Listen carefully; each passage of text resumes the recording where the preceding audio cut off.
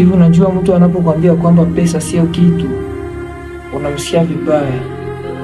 Unaumia sababu anakuambia pesa sio kitu. Ujua huu ni ukweli. Pesa sio kitu. Pesa haiwezi kununua mwanadamu.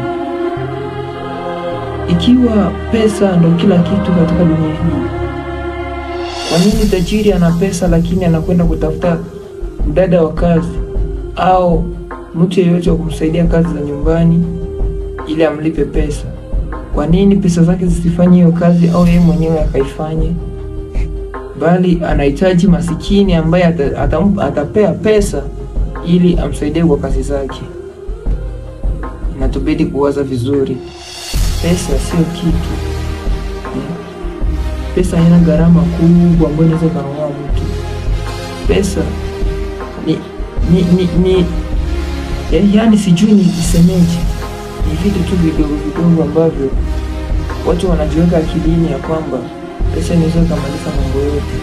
Pesa sio jambo gumu ambalo unaweza kufanya wewe uchukiane na watu wako na marafiki zako. Pesa zikufanya uchukiane na mtu, sababu haiwezi kununua mtu. Hata pesa ziwe nyingi kiasi gani, hayawezi kununua maisha ya mwanadamu. Unajua hiyo? Pumzi yenyewe tu, uhai wa mwanadamu, ndicho kitu ambacho ni cha muhimu sana katika moja ya dunia hii. Sijui unanielewa?